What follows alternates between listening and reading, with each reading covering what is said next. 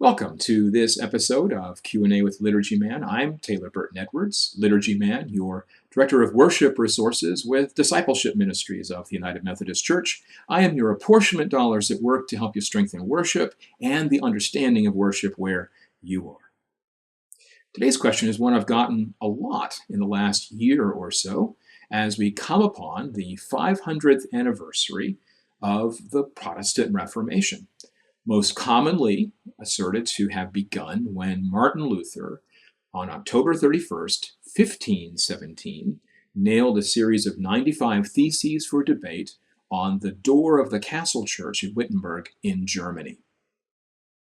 Question is, how can United Methodists best participate in the observance of these events 500 years ago this year?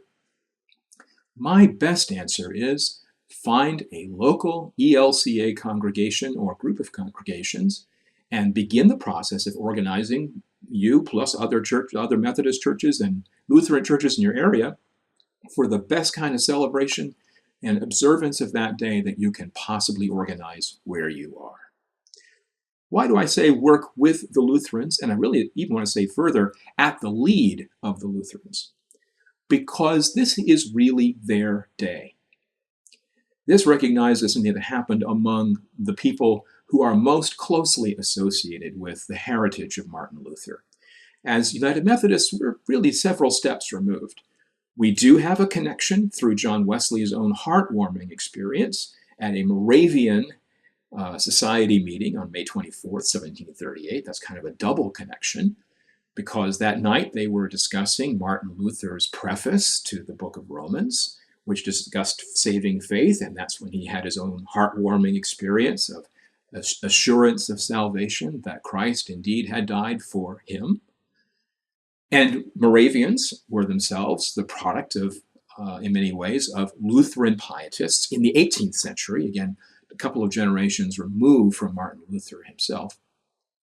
And then in our larger United Methodist family, the Evangelical Association has stronger connections with Lutheranism because a number of the early Evangelical Association leaders were Lutherans in their upbringing, who then took on Methodism as a way of living out their commitments and their theology and their way of life as Christians.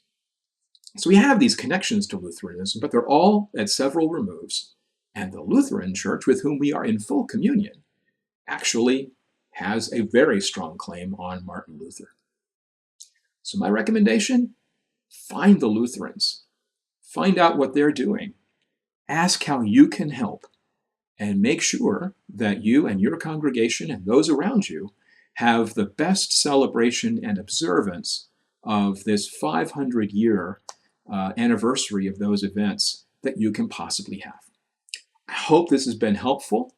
Remember, you can always contact me, worship at umcdiscipleship.org, through our UMC Worship Facebook group, or just drop a line on this page right here, and perhaps your question or comment will become the basis for a future episode of Q&A with Liturgy Man.